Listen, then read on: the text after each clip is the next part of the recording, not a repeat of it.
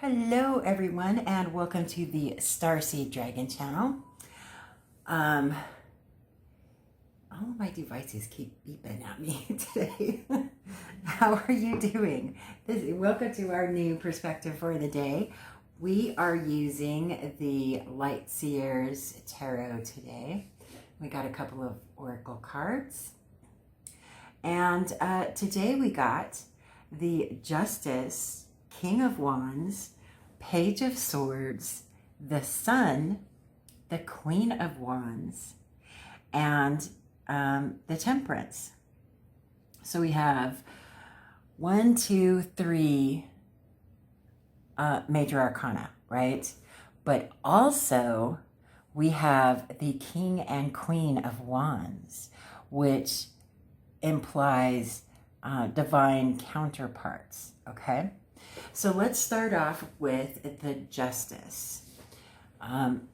Justice is major arcana, and it deals with all things that are just and fair, balancing the scales, if you will, to make sure that there's fairness in a situation, in a decision, in a path that one chooses to take, right? And then next to it is the King of Wands. Wands is fire element, and the fire element rules over all things creative, fiery, and passionate. It has to do a lot with intuitive passion, creativity, but also the King of Wands. Kings rule over their kingdoms, right? And the King of Wands is a very passionate ruler. He is all about creating beauty in the world and making sure that his kingdom is abundant and rich with vibrancy, okay? Imagine what the King of Wands castle would look like, with bright colors and richness and something that just ignites people's passion wherever you look, right? So that's what his kingdom would be like, right? And it's a wonderful thing to have the King of Wands in a reading because, you know, as I've said before, the court cards, which would be Page, Knight, Queen, King, the court cards traditionally speak to a person, right? I don't keep it just at a potential person. It could indeed refer to a specific person that may or may not be coming into one's life. But there are so many more qualities to that King of Wands card to just say that there's this, you know, person coming into your life, right? It may or may not be a person, as far as I see, as my intuition sees it. It could be the qualities that card represents, right? The Page of Swords. Swords rules over air element, and air element is all about things in the mind, whether it is mind trickery, mind manipulation, or it could also be, it does refer to intelligence, logic, strategy, things with the, you know, head over heart. There's no emotion involved with swords, right? Air element, and it's also quite fast moving, much like the fire element.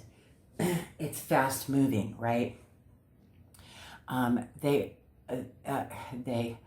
Many people also refer to the Page of Swords as the spy master, right? Someone spying on you.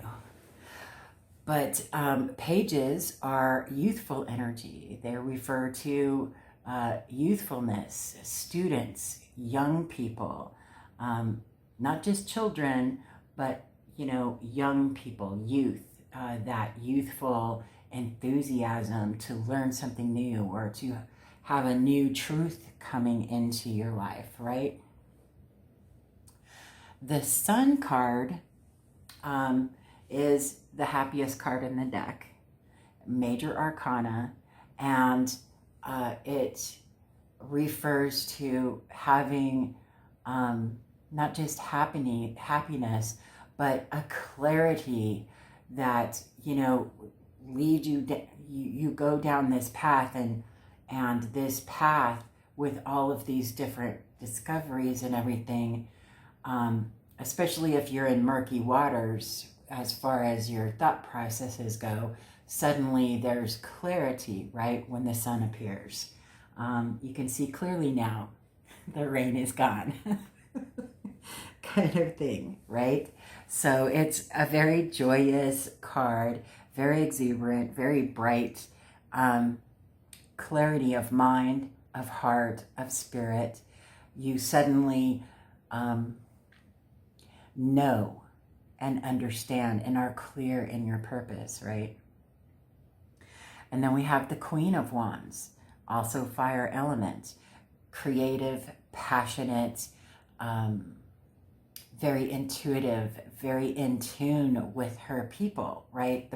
The people in her kingdom. She's very mothering and nurturing, and always nurturing that creativeness. She, in my opinion, is the muse out of all of the queens, because she inspires that creative endeavor. She lights that fire underneath you, that fire in your belly, and allows you to grow and expand and master that certain passion that you're suddenly connected to.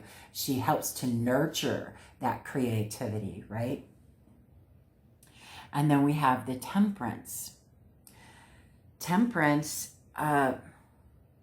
speaks to balancing the yin and yang, and it speaks to having patience when finding your balance, when creating, bringing two opposites together. See, he's holding the sun and the moon in his hands, and he's balancing them. And it takes a great deal of patience and endurance to be able to create that balance between the two, so that nothing goes off kilter in one's life, right? So there's a great deal of patience involved with the Temperance card.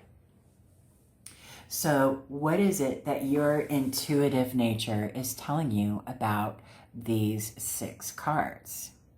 For me, if we were reading for this imaginary person and we got this specific layout, it would tell me that there is justice and fairness coming in a very swift manner, right? With these fire elements, and it may have something to do with an encounter, you know, creating a divine union, right? A union that was meant to be. Divine counterparts are soulmate entities, right? There's soulmate energy involved with a divine counterpart.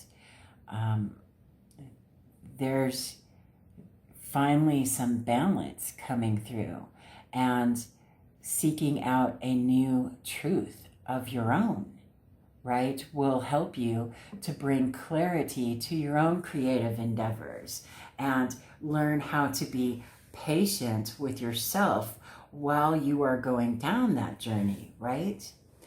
What is it that speaks to you in these cards? Let me know in the comment section below. Let's see what we've got. We've got a Making Magic card, and it says, wishes come true. Look at that. Wishes come true. Rapid achievement of your dreams and wishes. This is a great pull today. Oh, I can't stop smiling for some reason with this pull.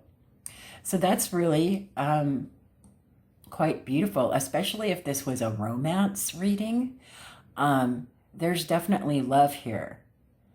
Definitely love, happiness, love, divine counterparts, patience with each other, an equal give and take. There's new truths. There are, new discoveries, new intellectual learning involved with that. It's beautiful. And then we got an herbiary. Let's see what we got. Inner Sanctum, Sweet Violet, page 28. So let me put on my reading glasses and I will go to page 28 in the guidebook and see what it has to say. And move my coffee over so I don't tip it over. That would be a terrible thing, right? 28. Okay. Inner Sanctum, Sweet Violet. Sweet, sweet violet sings of a sun and springtime, carpeting meadows and lawns with lush purple petals. But this glorious show of mere flirtation, her abundance comes in autumn when quietly, with little fanfare, she shares her seed with the earth, setting the stage for next spring's performance. Violet has no trouble separating public from private. She knows both have their place and season. She's the gossip column socialite who quietly works in a soup kitchen on Wednesdays, knowing life's most important work isn't always done in the public eye.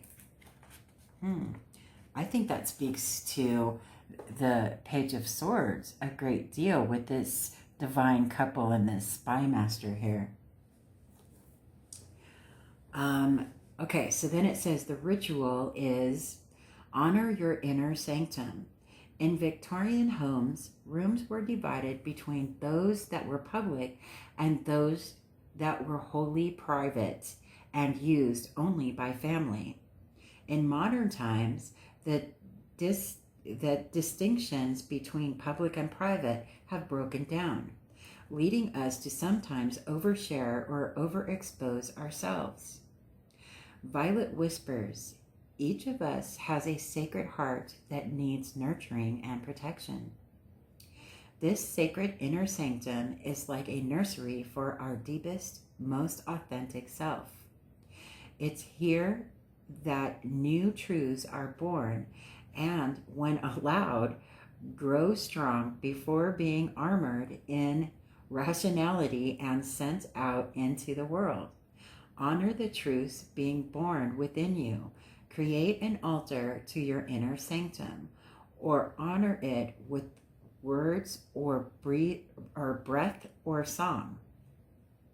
Make a promise to hold space within to grow into your truest self. Each of us has a sacred heart that needs nurturing and protection. Isn't that funny how I keep mentioning the Page of Swords? There you go. And the reflection is unwrapping your truth. Violet understands something that most of us have forgotten. It's okay to have a public face that is different from the one we wear in private. In fact, in order to deeply know ourselves, it's necessary. You may think that you are being your true, authentic self by fully expressing each thought and feeling out in the world and sharing, well, everything. But overexposure will send truth scurrying. Befriend your truth in the quiet and dark. Become intimate with its contours and inner dimensions before you carry it out into the light. You learn yourself one truth at a time. What lives in your sacred heart that is yours and yours alone, or shared only with those closest to you. Dig past your first answer and maybe even your second. Sometimes we protect our inner sanctums even from ourselves. What do you show to the world and what do you hold back? Do you overexpose yourself under the pretext of honesty? It's okay to wear a mask as long as you know what's behind it. Isn't that beautiful? I love it. I think that this was a wonderful pull, as you know, as far as happiness is concerned. If this was I would imagine that this would be more of a romance type of reading above anything else, as far as you know, doing a reading would be concerned, because there's so much love in this pull, right? And it's about self-love as well as loving others, right? What is it that sings to you in this pull today? Use your intuitive nature and let me know in the comment section below. I'd love to have a conversation with you about it. Other than that, have a great day, and I will see you on the next video.